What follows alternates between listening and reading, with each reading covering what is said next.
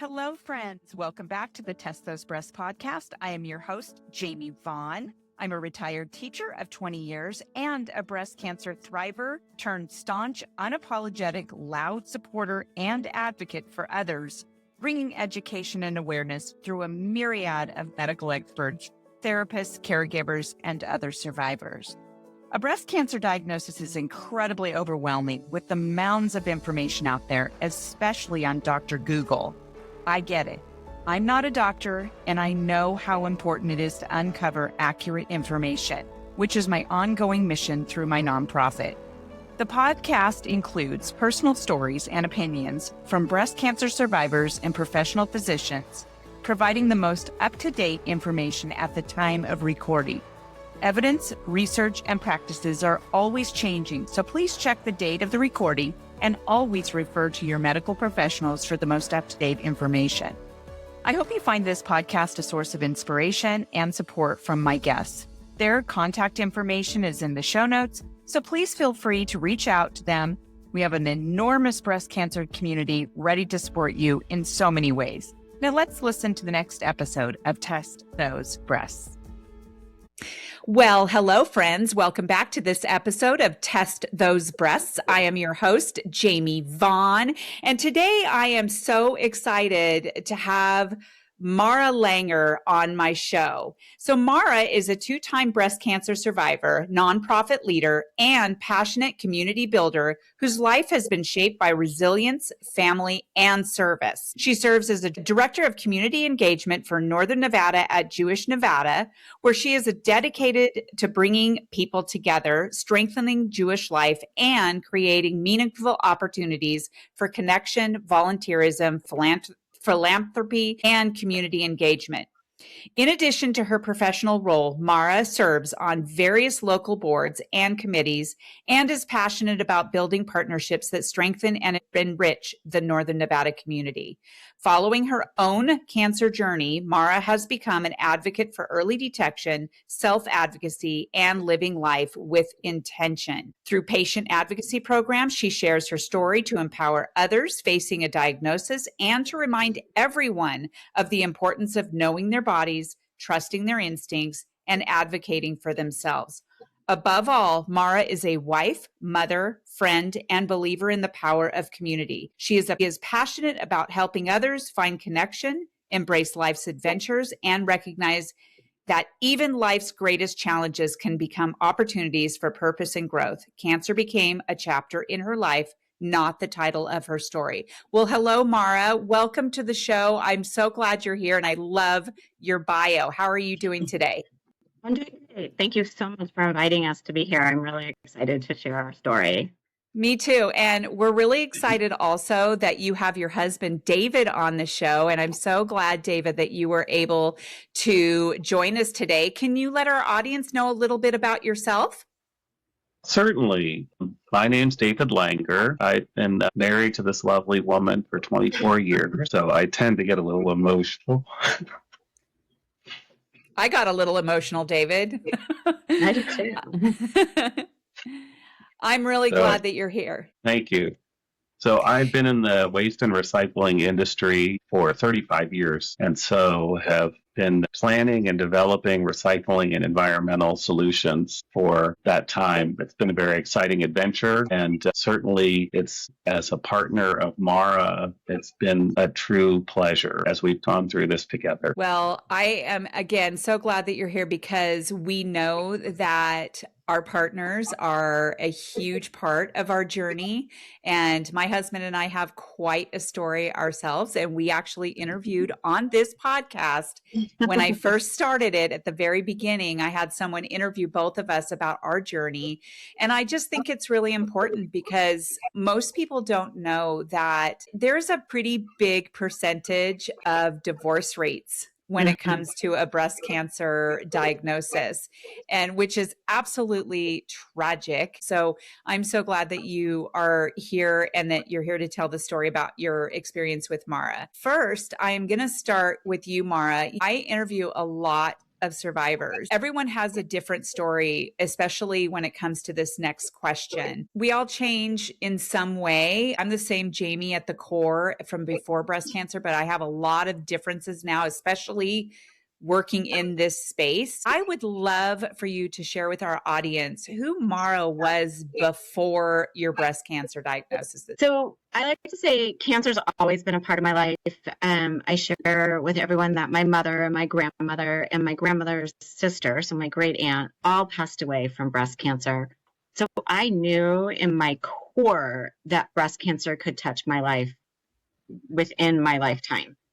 But it didn't define me, just like the breast cancer diagnosis didn't define me. I was a go-getter. I was a professional. I have a background in sales and corporate training.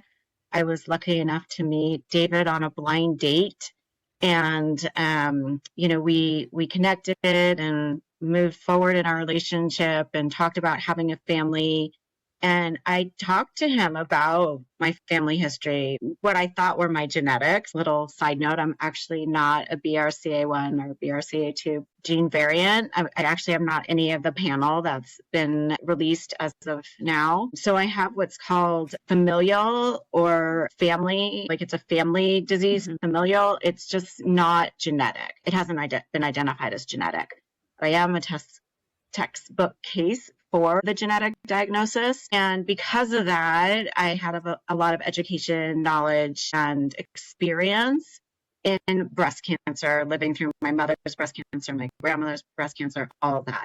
So who was I? I was a vibrant 30-something-year-old woman who had just had a baby and was focusing on the next step of her life and her family's life. I was a friend, mother, all those things. Life, and sometimes life gives you a pivot, and that's what breast cancer did. It's really interesting because when I was diagnosed, I found out that 15% of people who get breast cancer have it in their family. So when I got diagnosed, people were like, well, who in your family has it? Well, no one who or had it. And I said, well, no one that I know of. And when they did the genetics test, there was nothing. But I also know that somebody in my family could have had it, but it's still not genetic. And so it's just, there's a lot of nuances there, and it's very complex and it's hard to understand. I think it's important to also say that breast cancer lineage, genetic versus familial or historic, isn't always breast cancer. There's so many other cancers that can be a red flag for our oncology cancer doctors. And that's why I really push knowing your family history. Is there uterine cancer? Is there ovarian cancer? Is there any type of prostate or hormonal cancer in the paternal side of your family? Because the breast cancer can travel through our genes, right? We get 50 and 50 from our parents, and it can travel through a male DNA as well as a female DNA. People don't always realize that. They're like, oh, my mother's side's healthy, nothing's wrong. But it can be your paternal side as well. And men can also get breast cancer. Yes, very good point. Thank you for pointing that out. So important to know, knowing your risk. And there's not just, one risk. There are a myriad of them. And so to pay attention to that. So when was your diagnosis? And you're a 2-time breast cancer survivor. Walk us back to that first diagnosis and let us know how you found out, what the treatments were, all the things. So I think it's really important also to reiterate that I knew my family history. I knew that it was important to share that family history with every doctor that I had. My mother died when she was 42. My grandmother died postmenopausally, but my mother had a pretty aggressive breast cancer from the age 36 to 42.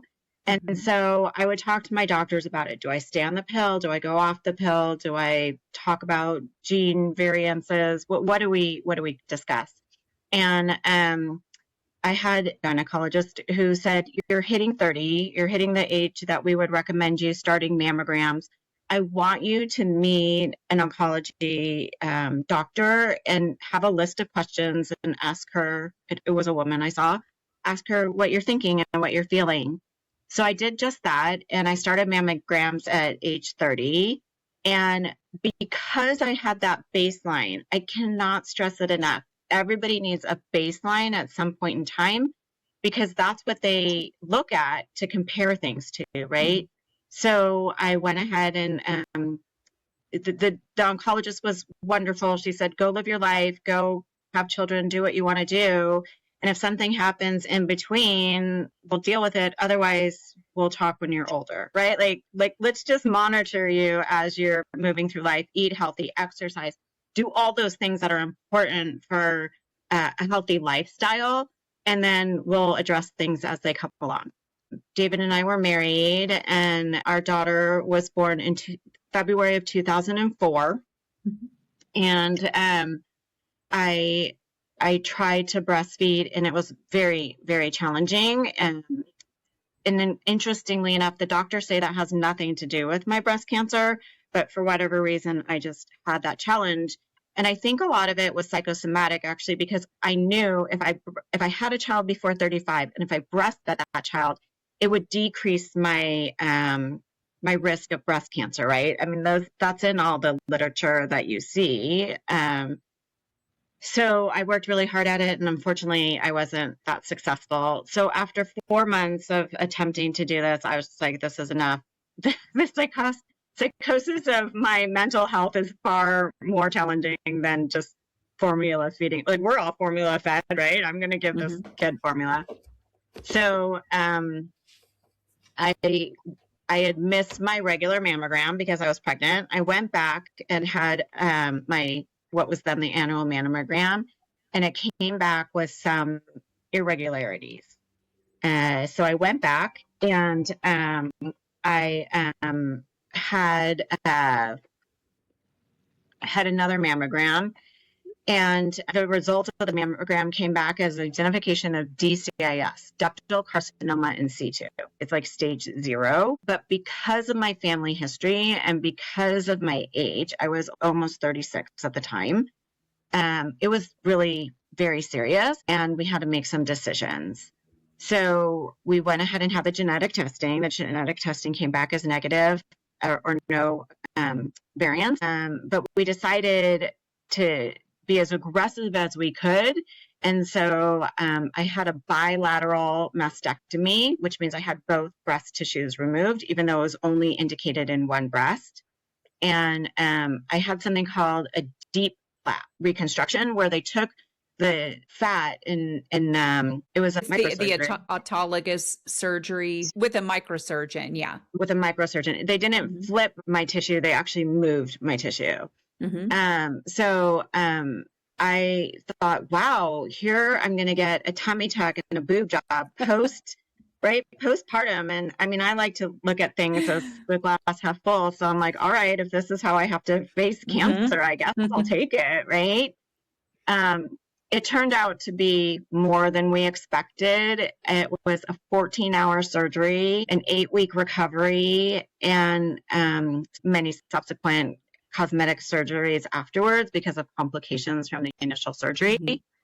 I was in ICU for, I think it was probably 2 weeks. My recovery as a whole was over 8 weeks long. It was crazy.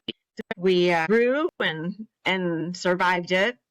And then we knew we wanted to have more children. So as David says, we practiced quite a bit. And I like that. I could get pregnant really easily, but I couldn't keep the baby. I had 2 miscarriages within a couple of years, and the third's the charm. The third baby, I took some medicine to help keep the fetus in a survival mode. We had a viable fetus, and I was now 38 years old. Our first pregnancy, we didn't find out if it was a girl or boy. We wanted that surprise. But the second pregnancy was more, what are we going to do? Do we switch everything around? It was a little bit more like, we should probably find out.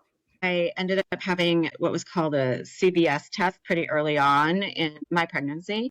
And we found out we were having a boy. And it was so exciting. Like, here I actually faced this diagnosis that I had a feeling was coming. I had an amazing husband, an incredible family, and I was going to have 2 kids, a girl and a boy. And like, what else? Like, my life was wonderful. David mentioned to me, he said, you don't have any breast tissue to feel like when you're pregnant, your breast tissue fills up. Mm-hmm. What does it feel like? So because my mother taught me how to do self-breast exams, and I had experience with even a sample of what a tumor might feel like. It's a fake boob and you find the tumor. The model tumor. I knew what a tumor might feel like. I was feeling around and I happened. So I don't know if you know this, Jamie, but most breast cancers are discovered in the left breast. Oh, and no, I have didn't. a theory on this because most people are right-handed, right? So where am I going to start palpitating first? On my left side. So that's my scientific theory as to why women find most breast cancers on their left side. But here I was palpitating and feeling, and I was actually touching like my tummy tissue. My margins had been clear. There was nothing of an indication. I found a lump. I found what turned out to be an 8 millimeter pea-sized bump where my old tissue met my new tissue. I want to return just a minute to my previous diagnosis where it was determined that I didn't need chemotherapy. My DCIS pathology came back as ERPR negative. So this radical mastectomy that we did, the bilateral mastectomy, was supposed to be enough to take me forward through the rest of my life. Yep. So here I found this lump, and I obviously had a panic attack. And my husband, being the calm rock that he is, said, don't panic because we don't know, and let's just figure it out. I ended up dropping our daughter off at preschool, and I had a friend who was a GP. So I pulled her into the bathroom, and I said, can you please help me and tell me what you think? And she said, it moves around, so it might be okay. I don't know. You need to go get it looked at. So we both happen to know the radiation oncologist at the breast center near our house. And we called her and she got me in right away. And of course I walked in and they said, well, let's set you up for mammogram. And I said, I can't have a mammogram. I don't have any breasts. Number one. Number two, I'm pregnant. And so I wouldn't be able to have a mammogram anyway. So they said, oh, okay, fine. We'll get you into ultrasound. So I get into ultrasound. And the radiation oncologist came back and said, well, it is a mass and it's 8 millimeters in size. We need to do a biopsy. So she did a biopsy right then and there. Now, this was on a Friday. And I left and I'm like, everything's okay. I'm pregnant. There's no way I would be facing this when I'm pregnant. No way. So obviously, I fretted and wrung my hands all weekend.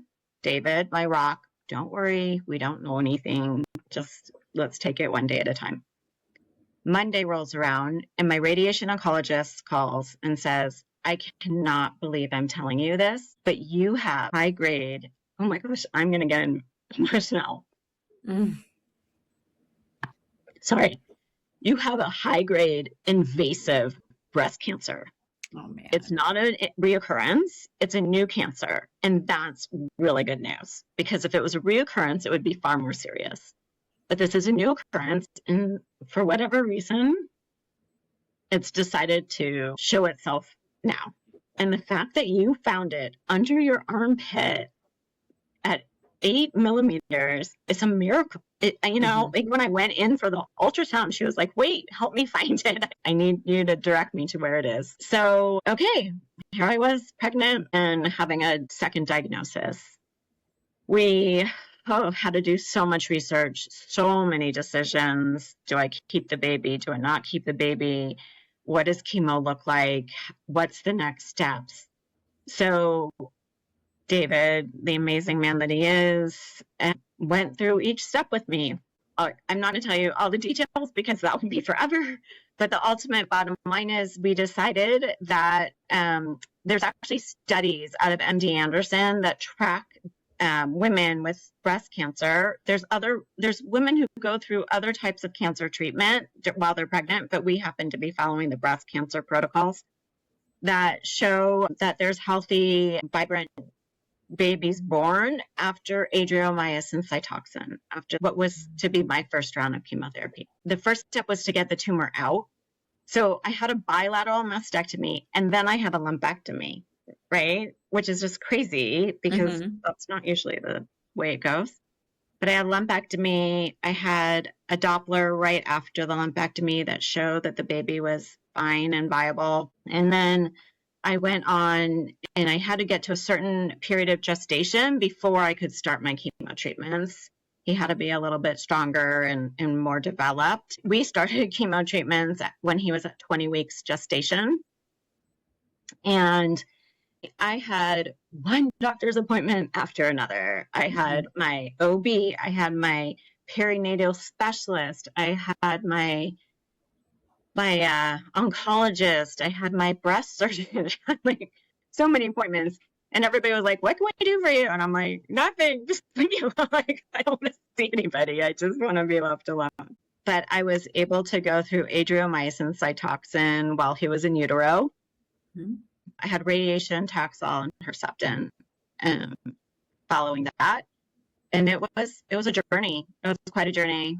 Mara, that is such a powerful story. The fact that you found that lump by yourself and you had to actually guide the ultrasound tech to find that lump, that's going to really set us up for a great conversation about why you do what you do today. And that is advocating for people to know their body, and early detection is key to a better outcome. So we'll come back to that in a second. But David, I want you to take us back to the moment that you found out, even the first time that Mara had breast cancer. What was going on through your mind? Mara has always talked about it with her mom and testing and how important it is. So it's something that, we've talked about and you're supposed to be prepared for it. But anytime something like this happens, I think the biggest thing is the unknown of, oh my gosh, this is happening. What does it all mean? How will it impact Mara? What are the next steps? How can I be there for Mara to make sure I take care of her and protect her for something that I have no control over? So those are certainly a lot of the things that were going on in my mind. I tend to be somebody that's a problem solver. First, I try to fix the problem, and then I can take care of myself later. But that was my initial thing, was just the unknown and the world of what we were going to be going through together to figure out what's happening at each stage. And sometimes it's this wait and see process, right? You learn something and you have to wait for an answer. Say like, oh, this could be. And so you try to be positive, and then you learn, okay, it is. And then what's the next step?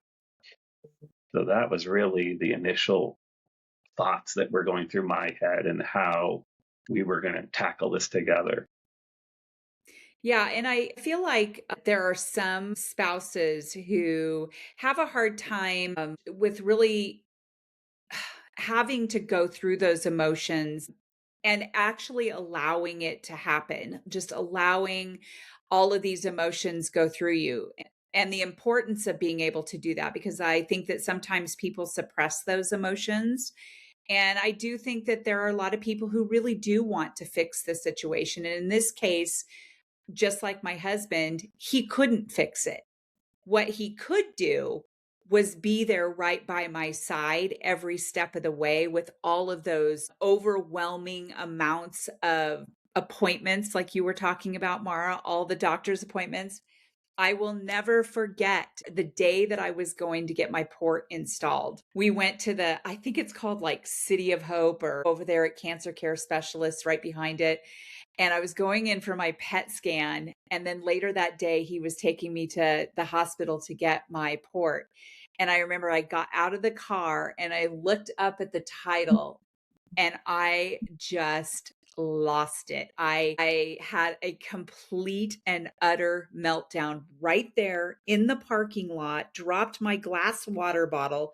My husband had to come and pick me up literally and carry me into my appointment. And I was just bawling because at that moment, I thought to myself, holy shit, this is my life now. This is like literally my life. I just retired from the school district and now this is my life. And that is when it really, really hit me. And so having my husband by my side, like you have been for Mara, David, is everything to the person who is going through the diagnosis because it affects your life too. Absolutely. When you hear my story and I talk about it, I really try to talk about us making decisions, our Yeah. children, that Yes. we're such a partnership that it really was a plural decision, right? It wasn't just me making these decisions because it affected our whole family and our future together. And I think that's something for partners to keep in mind as you're going through this diagnosis, that while each of you wants to solve the problem, the more that you can have open conversations about your fears, about your concerns, about just where you're feeling in that moment, the healthier those conversations can Yeah. be. And to be able to tell your partner, hey, I don't need you to solve it. Like, we're not solving it. This is something that we have to figure out together. It's going to be a multi-step process. Mhm. And so let's just take each step at a time is the healthiest way that you can approach it. Again, there's some decisions that were mine alone. But at the same time, I wanted him to hear that those were my decisions and why I was making those decisions.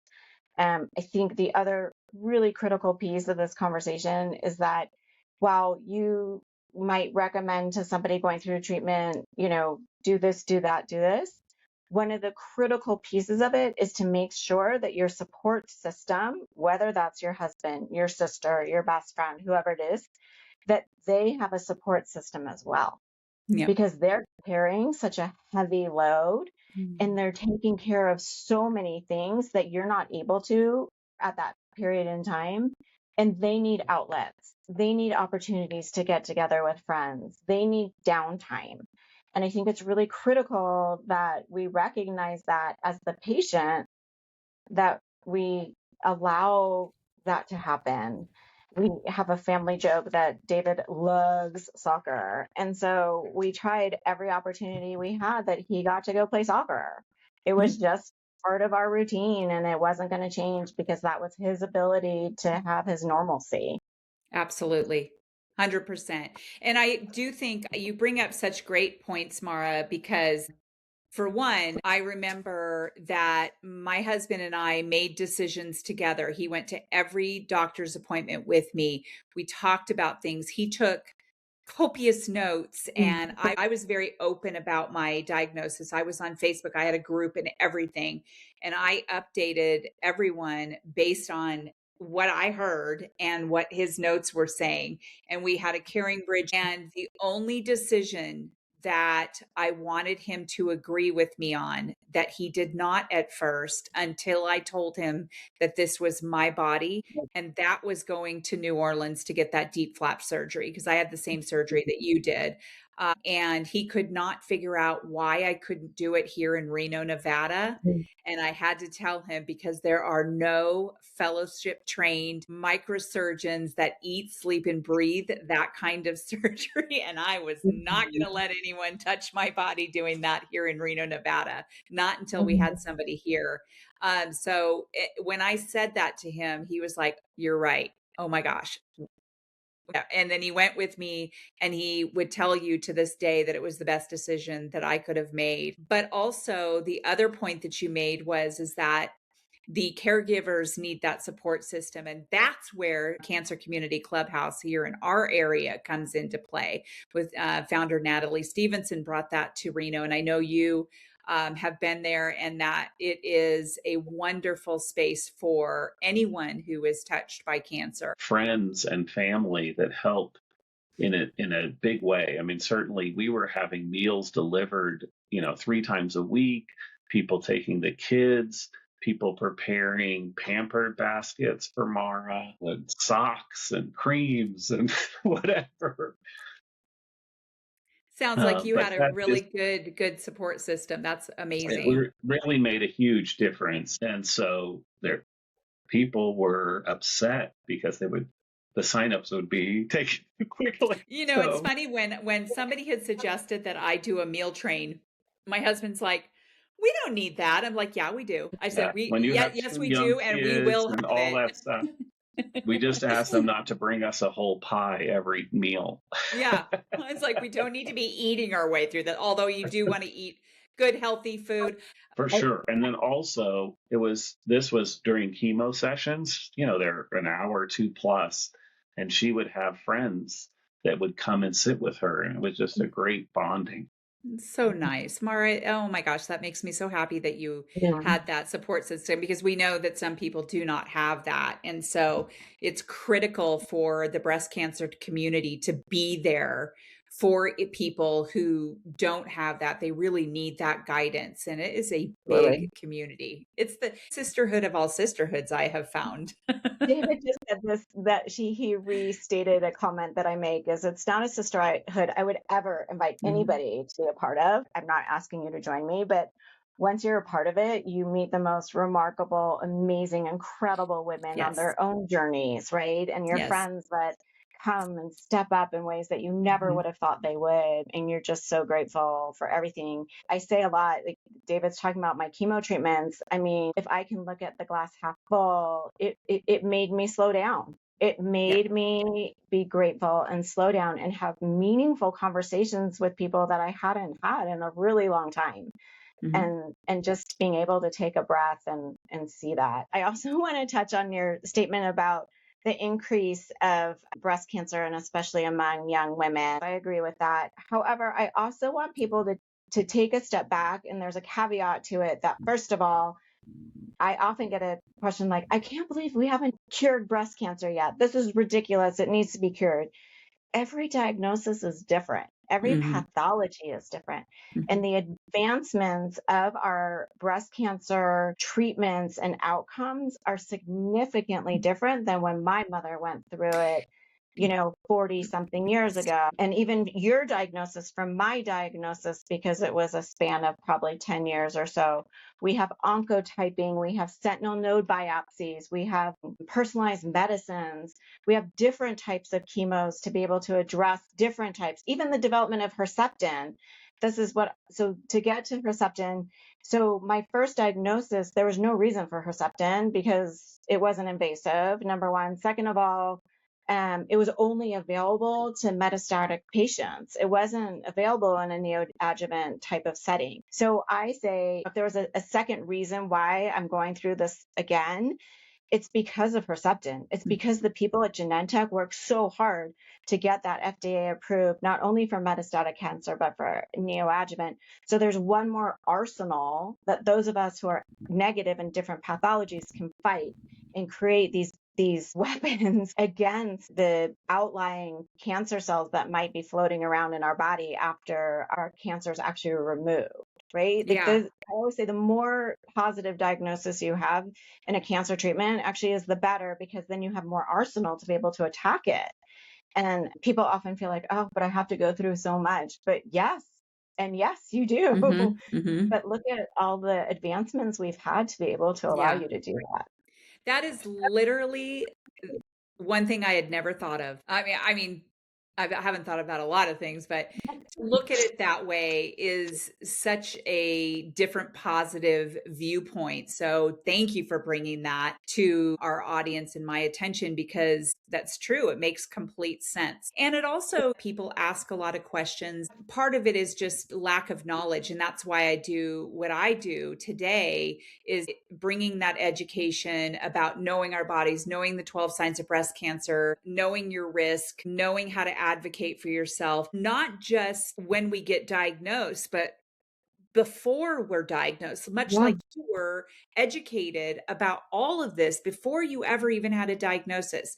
And I knew a lot about breast cancer before I got it, but I cannot even tell you how much I did not know. And we think about these people who are being diagnosed in their 20s and 30s, they practically know nothing, because we don't really learn about breast health, when we are younger. And that is something that I'm trying to change in Northern Nevada. I think the increase in diagnosis also is critical to understand, because first of all, our life expectancy is growing, right? And so that postmenopausal breast cancer is showing itself more. And because of the work you're doing and the work I'm doing, women know to be aware of this and to advocate for themselves and to make these stronger comments about, no, this isn't normal. I want to get it looked at, right? They push the envelope more. And so, yes, there's an increase, but it's not that there's an epidemic. It's that we're doing what we're supposed to do, right? Okay. That's how I like to look at it. Also, we're out there educating people and they're advocating for themselves, and it's being diagnosed earlier and treated earlier, and the life expectancy is longer. And the hormone replacement therapies of the past that were creating this rage and prolific breast cancers in these women's because of the estrogen content of it feeding into that type of cancer cell development is looked at in a different way. And again, I try to look at the glass half full. So I want individuals to understand that you're hearing about it more, but it's not that it's an epidemic. It's that the education is out there and it's our strength and our voice that's making these numbers go higher. Great. I cannot wait until I create a teaser video for when this episode comes out, because I'm going to put that on there. Yeah, no, that is a fantastic way to look at it. I'm going to go forward thinking about it that way, but also make sure that I continue that work in educating people. So with that, I do want to talk about what you're doing in your survivorship. Tell us what all that looks like in your life. Right. Wow. Okay. So we talk about survivorship. I turn the paradigm on that and I call it thriver. Like, I'm a thriver. I faced this ugly diagnosis twice. And look at it. Like, I can find the glass half full, right? Yes, you can. This is crazy to me. I don't get emotional over this. Like, I think it's honestly that I've been so far removed from it for a period of time. Like, you're in it and you're breathing it. And I've been a little bit farther removed, that I'm having a little bit of, I'll call it what it is. I think it's PTSD. It's just like talking about it here with you, going to get blood draws. My mom actually had to go to a doctor's appointment in the same building as my oncologist. And that's where I had my treatments. And I said, do you want me to drop you off in your office? And she's like, yeah, that'd be great. Fine. And I don't think either one of us thought about it, but I suddenly got off the floor. I couldn't move. I was literally paralyzed. And I didn't realize how visceral these feelings are, but I'm so removed from it that it's deep inside of me. So yes, I'm thriving, but it's always there. It's always there. It's always a part of me. Like I said, I've had 6 sets of breasts in my lifetime because I've had so many complications from my initial surgery. I've had to have mesh put into my abdominal wall because the vascular surgery compromised it. Like, so many complications, not from the cancer, but from the effects. I wear a sleeve when I fly because I'm paranoid of lymphedema. And just even having 2 children and knowing that I'm not a gene variance, and still it's a familial history. What does their future hold?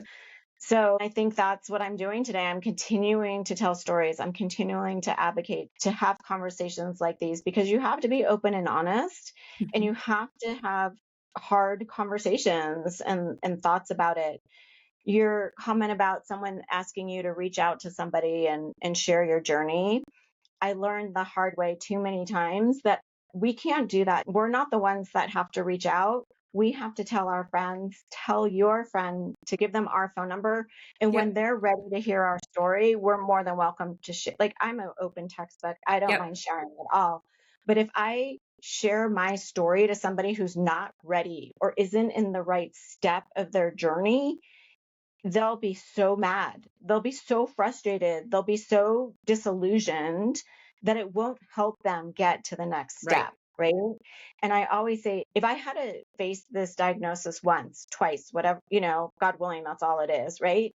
That if I can help others in their journey, then it wasn't worthless. I'm giving a service back. I'm sharing and allowing somebody to have a little comfort and softening. But if they're not ready to hear it, then it doesn't work. And I want to share that with people too, who might be listening, is that we're always here. We're always of service. This is what we give back, right? But remember that we can't reach out to those that are Mhm. diagnosed, they have to reach out to us. Yeah, and that is something that I learned very early on because I remember when people wanting to connect me with other people, I am the one I remember that reached out to them. They did not reach out to me. And so, usually when somebody texts me and says, my friend's going through this, can I connect you? They'll connect us on like text or on Facebook, or I will give them my number. And I Right. just say, whenever you're ready, give me a call and I am more than happy to talk with you. Right. And I think that is such a great point to bring up because you're right. And I never actually go into my own story unless they ask me to. They It's a lot ask about the reconstruction. questions. Actually. A lot of the questions around chemo and reconstruction, not really about Yep. diagnosis, right? Like it's more about what should I expect? Yep. What did you do? What are your recommendations? All of that. Yeah. Yeah. David, I would love for you to talk to our audience about what people might misunderstand about being the partner of someone going through cancer. Like you talked about, always needing to fix things. What else do you think that people need to know about being a caregiver? Yeah, and we talked about this a little bit in terms of communication and being open and working through the questions and being that resource, because when you meet with doctors and you're going through this, there are so many options and Mhm. things that are being presented to you. Like you mentioned, your husband was taking copious notes at each of these appointments because there's so much that they're throwing at you in so many different directions and decisions. And so to me, one of the biggest things is really being that support and a second pair of ears in a room, because it is so hard. You are dealing with the emotions of what's happening to your body, and it's hard for you to even sometimes focus and listen to what somebody was saying to you. So having that really a second resource in that room to understand what they're telling you and what some of those decisions are, and then working through that together, communicating and discussing those things and options and choices, some of those things, as part of that discussion. I often say that, poor Mara was, when you're pregnant, you're always tired and you have brain fog. Well, now imagine being pregnant and then going through chemo with all of Yeah. those things. So really it's just being that supportive effort and that supportive piece of your partner and helping them through the process, and and trying to clear the path of the direction that you need to go, because it's so hard to decipher all of that. But I appreciate the fact that we have a strong partnership and we have a strong communication that has made it a much easier process for both of us to get through it. Yeah, so that question that I asked Mara at the beginning, who was Mara before breast cancer? Who was David before this breast cancer? And it strengthens your marriage. I mean, I will say that it didn't go without having a normal marriage during the chemo, because my husband and I got in some crazy fights over some things. He bought a dirt motorcycle right in the middle of my chemo treatments, and I was so mad at him. And we talk about this on the podcast. It's like we were still husband and wife and we could be fiery, fighting about stuff like what kind of a breast surgery I was going to have, whether he was going to buy a motorcycle or not. And Mhm. but I think that getting through those things and still maintaining just your everyday life of being married, which being married sometimes isn't really easy, but I know it strengthened my marriage. What do you guys For think? sure. For sure. Absolutely. It was a huge ability for us to connect and to get stronger. And we are two A-type personalities that like to control and coordinate and organize and do all these things. So certainly when we can't control was probably the hardest thing. I mean, I have a cute little anecdote, I guess. Mara had no control over half the things that were going on. And so she would get mad because I No, didn't. no control over anything, nothing. Many things, most things. But she would get mad because I didn't squeeze the sponge in the sink. Like that's what we were arguing about, right? So those are the kind of things that, we had to find something that we can control and that, was driving her crazy. And that's what we ended up fighting about. Not anything huge or major. It's just these little things that, man, I need order in this world. Please help me.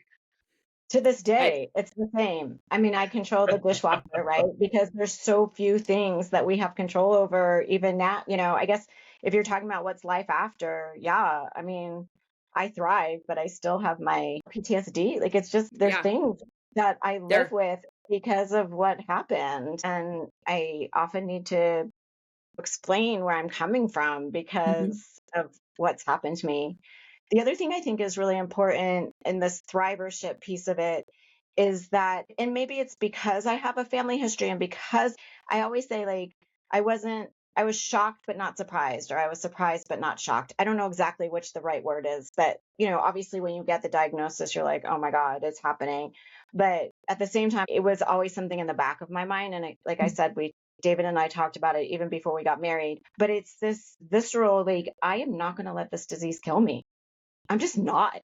Yeah. Like, I can go outside and get hit by a car and, that might be the end of my life, but I'm going to control this outcome as best as I can. Yeah. And I'm going to, face it, and I'm going to talk to my body, and I'm going to talk to this experience and just tell it it's not going to kill me. I refuse to let it kill me. There's just no way. And I think that's a critical piece in thrivership or survivorship, and that having that partner that can support you and allow you to go through these emotions and these feelings is so critical. The other is the community that you have around you and how they support you, right? And that they embrace it the same way that you do.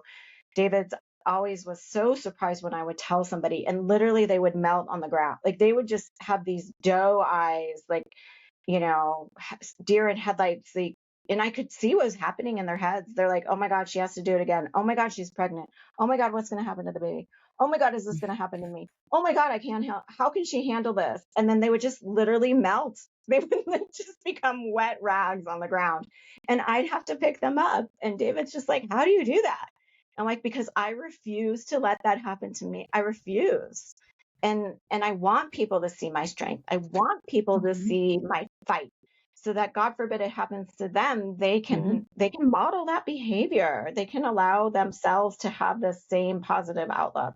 The next thing I wanted to bring up, because you're bringing up all these things in my brain, is that you have friends who want to be there and they want to help you, right? And there's so many pieces of that come of that. You want to be left alone quite a bit. But how can people actually help you during this time? They can bring you meals. They can go with you to chemo appointments, are usually the best, because usually your partner has to work, right? Somebody has to work. You have to have insurance, or else you're totally not going to be able to survive this thing, which we can, as a whole another podcast, to talk about the healthcare system and not only breast cancer, but everything, right? But also the gift of giving, right? Here are these people that are down on the ground in this puddle, and I bring them back up, and then they're like, how can I help you? I want to help you, because they feel so helpless, Jamie. They're so scared. They're so scared for themselves. They're scared for you. And it sounds selfish that they're scared for themselves first, but they do. They internalize it, and they're so scared. And how can I help control the situation? And by the patient saying, oh, it's okay, don't worry, I don't need anything, you're taking a piece of their control away, right? You're actually not servicing them. So if you can come up with a list of things, when you're at Costco, call me. I'll tell you if I need something, right? If you're around my neighborhood, come water my garden, right? Like, simple things that make them feel like they're helping. To help me with carpooling with the kids, whatever it might be, something that's not so intrusive or invasive. I always said, I will not let anybody do my family's laundry. I'm sorry. I'm folding my own underwear. Like, I can't let other people do that. But something that's just not, there's the food, there's the this, there's the that. In telling people, no, I've got it, it's almost hurtful. It gives them like an ouch, right? Like, oh, that kind of hurts. So coming up with a list of things that people can help you with is critical. Yes. The other is that you'll have friends that will want to share something with you, like a fight they had with their husband, like a 4-year-old giving them talk back or whatever it might be that they're dealing with, a situation at work. And they'll start to tell you the story and then they'll be like, oh, wait, I'm sorry. You're going through so much. The last thing you want to do is hear about my drama. And I would always say, please, please tell me your drama, because the last thing I want to talk about is my life right now. And I still want to be that friend that helps you. I still have my wits about me. I might not have my memory, but I have my sanity. And I still want to be the friend that helps you too. So don't take away my ability to still be an engaged individual, right? And again, coming back to treatments, there's so many advances of it. Cold caps allows women to have this normalcy that they never had before. I didn't have the option of cold caps. And, I did. It was just that I was too late and it was very expensive. But now it's more for, like these things are evolving and becoming more of the norm in treatments and allows for normalcy. Even our ports, my port scar is like my badge of honor. If I didn't have that port, my cancer journey would have been so much harder. Right. So like there's so many small yet important things that happen during this period of time. And it is a finite period of time. And we have to allow ourselves to remember that too. Yeah. Very good advice. And I think that both cancer patients and friends and caregivers, they all have things to learn about how we have a conversation around this diagnosis and how we should allow people to help us out. That's why when my husband said, no, we don't need a meal train, I'm like, what are you talking about? I want a meal train. I've never had a meal train. Okay, let me just take it all in, right? One of the things that I learned that I actually say now when I am supporting a friend is I say, how would you like me to show up for you? That's perfect. Right. And most people are like, God, nobody's ever asked me that before. And I had a friend of mine that said, well, I might need maybe just a meal, or I really don't need anything. I don't know and I said, no, that's not what I'm asking for you. I'm asking how you want me to show up for you, even emotionally, and she's like, well, I've never been asked that before. And I think it's a really important question to ask so that, there's no assumptions.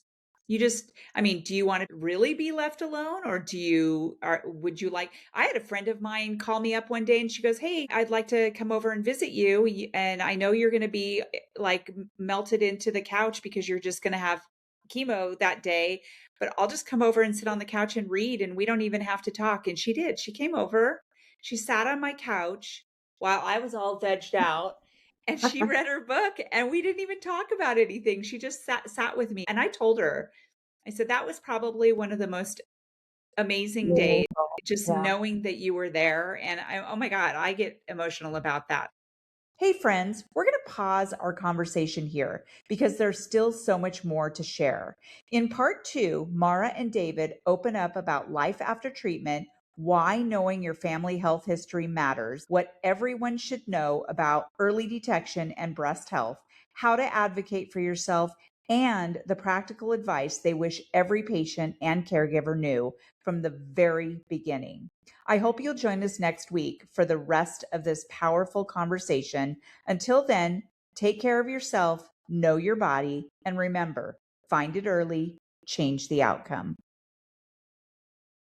Friends, thank you so much for listening to this episode of Test Those Breasts. I hope you got some great, much needed information that will help you with your journey.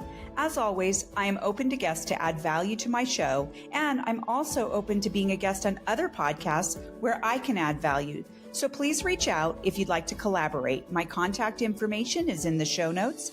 And as a reminder, rating, reviewing, and sharing this podcast will truly help build a bigger audience all over the world. I thank you for your efforts. I look forward to sharing my next episode of Test Those Breasts.